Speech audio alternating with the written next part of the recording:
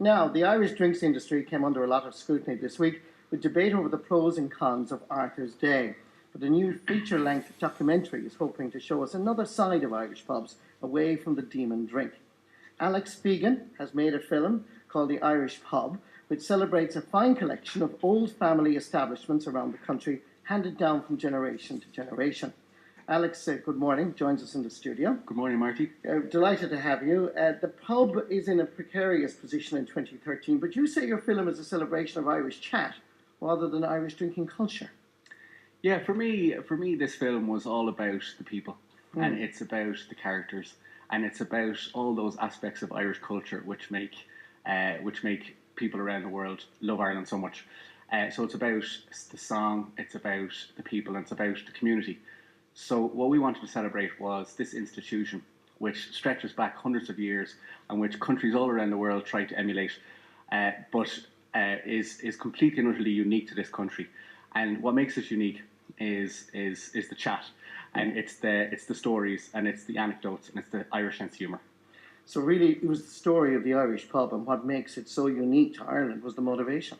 Yeah, it was wanting to look at those pubs which you don't find anywhere else in the world. So these were pubs that were passed down from generation to generation to generation, that are in the same family, and where it's not about a business really. It's about something else. It's about a passion, and it's about a passion for maintaining the traditions which were passed on to them from their parents. And you just see a love of those traditions all the way through all these pubs that are sprinkled all around Ireland. But tell me a little bit about Alex Fegan. Where are you from, and is this your first documentary?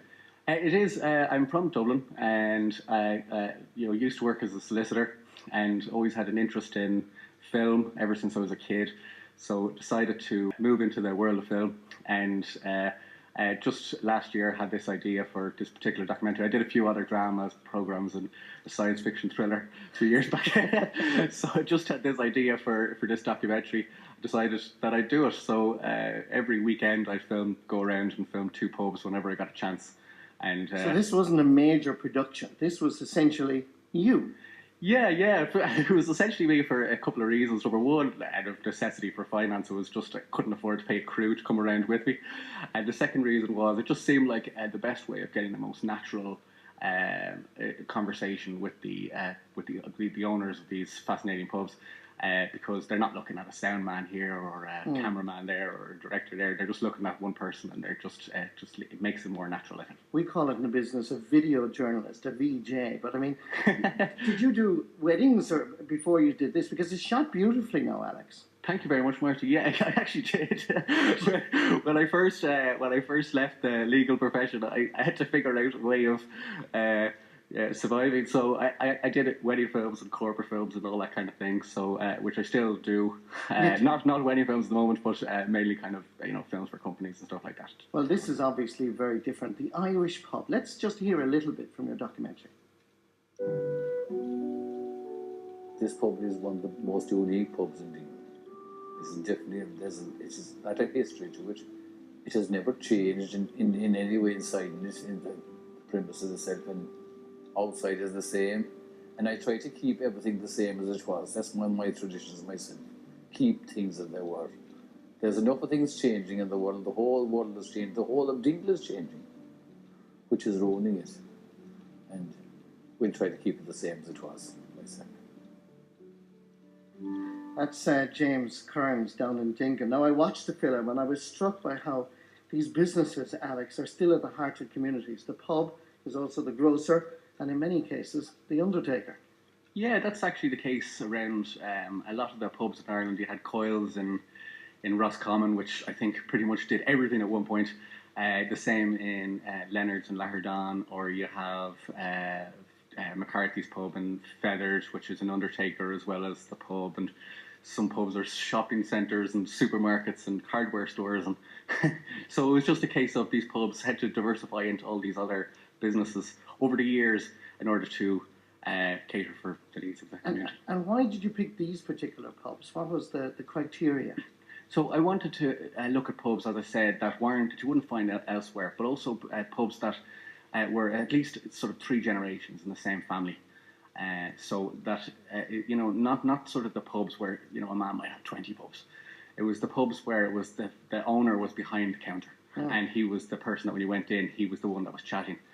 And so it had to be all the pubs, every pub, we only interviewed the owners. Right. So that was the most important criteria. And then just that the pub has a certain aesthetic quality that you wouldn't see anywhere else. So it was your traditional pub. Yeah. So one publican who agrees with that view in the documentary is Lisa Fennan from the Harp in Ballytor in County Kildare. She joins us on the line now. Good morning, Lisa. Good morning, Marty. How are you? Very well. Thank you for joining us here on Countrywide. Now, your pub is unusual in that it passed down through the female line from your grandmother to your mother, and indeed, does your daughter now know what's in store for her? Oh, God. Well, Marty, she's only 4, so God knows she's lots of grown-ups to do first. But, no, yeah, it is unique, all right. Our family bought it in the late 30s, and I suppose in those days, a lot of families, like what you were talking about, were involved in different areas, be it, farmers and things like that. So my grandfather was a farmer, and the sons worked as butchers, and then the mother, or the grandmother, as we call her, ran the pub. So that was her little thing. And then I suppose, like a lot of families, there was 12 children in the family, and lots of them went away to emigration. So my mother was left in the village, and her 2 brothers, and they continued the butcher business, and Mammy ran the pub. So invariably then, I'm an only child, so it passed on to myself. Although my mum is still alive and kicking, and she's great, it's just her health has deteriorated with her age. So it is unusual. I suppose you're talking about the male running the pub there a few minutes ago, so it is unusual that it's 3 generations of females. Now, it's been the family business since roughly about 1940, am I right, Lisa? Yeah, the late 30s, yeah. And you haven't really changed it. You haven't felt the pressure to modernise it, have you? No, not at all. I suppose my mother was more the traditionalist, and I suppose when I was younger, I like every youngster, you just want to maybe get out of the village life and see city life. But I have an appreciation now for its history and its age and uniqueness. So, and we get a lot of people or tourists who would come in and be amazed that it remains the same. There was just one change to it in the last, I suppose, 70 years. It was a small snug that was removed maybe about 40 years ago or so. But in those days, I suppose women didn't go into the bars, and the snug was for a woman to come in and sit down and maybe have a glass of Guinness or a bottle of Guinness. I noted as well that you say the place has so much character that when you're on your own in the pub, you don't actually feel alone. No, that there is that warmth. I'm not, I don't feel it's haunted or anything like that, but you get a sense that there's people and generations have passed on. Like, the pub itself, it dates back to 1780, between 1780 and 1800, and a lot of things have happened in the village. Like, the village is famous for being a Quaker village, and it's unusual in Ireland because there's no church, so it was a planned Quaker settlement, and a lot of things happened here back, in 1798 and after that. So, it has a lot of historical significance. And how is business, Lisa? Well, I have to say now, the recession probably has, in the last couple of years, made things difficult. Business has declined, and people just don't have the money. I mean, I suppose my generation, I talk, one of the men, or one of my locals that feature in the pub, Dano, he talks about, the recessions of the 50s or the 80s, and, he does say that while work was hard and money was scarce, there wasn't the debt that we're carrying, or the burden that we're carrying now. So, obviously the first thing for a family or people to give up would be the drink, so there isn't as much disposable income out there. But you do your best, and it's all about, good quality drink at affordable prices, and come in for the chat, and it's creating an ambience for people and where they want to maybe come out and mix and socialise. And it's not about the consumption of copious amounts of alcohol. It's about coming in for the fun and the chat and the laughter and the sing-song. And the very thing that Alex was talking about, Lisa, is what you were yeah. emphasising, the chat, the laughter, and that sense of warmth, because people don't visit each other as much as they used to. So the snug in the pub is very important. Absolutely. And in that particular pub, Lisa, has this relationship with her staff, which is almost familial. And I think that's just completely unique. And someday in the future, we might have a situation where, like the way it is with corner shops, where every corner shop is the same, and where every chemist is the same, and every coffee shop is the same. The last thing you want is that also happens with pubs, because you will lose that sort of family connection between the owner and the staff and the customers. And of course, another aspect of these businesses is the fact that they have to be all things to all men and indeed women. JP Leonard from Leonard in County Mayo joins us on the line now. JP, you often find yourself slicing ham late at night for your customers. Yeah, we would, Marty. Yeah, ours is an unusual type of a shop as well, because we have the grocery on one side and the bar on the other.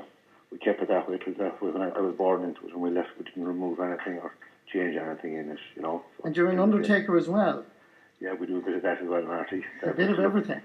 Well, yeah, well, you have to, in this business, to make a good living, you have to try and have a few irons in the fire. Yes, so the centre of the universe in Leonard, County Mayo, is actually JP Leonard. Is that correct? Well, I wouldn't say that, Marty, but we try to think that we look after everybody. You know, your customer. You have to have respect for your customer, and if you have respect for your customer, he'll have respect for you. And it's all about, you know, creating a proper atmosphere, and it's controlled, which is awful important. And like the big concern we'd say at the moment with all publicans would be the fact that drink is so readily available at such a cheap price to young people, and it's not controlled, and it's a shame. Because in public life it's unique.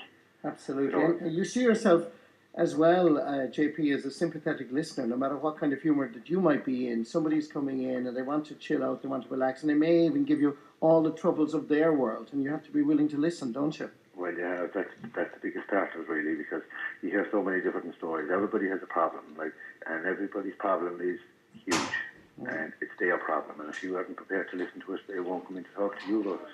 And you have to be able to give them advice, help them out in any way you can, because with the respect that's there between the customer and the publican, they always remember it and can always come back.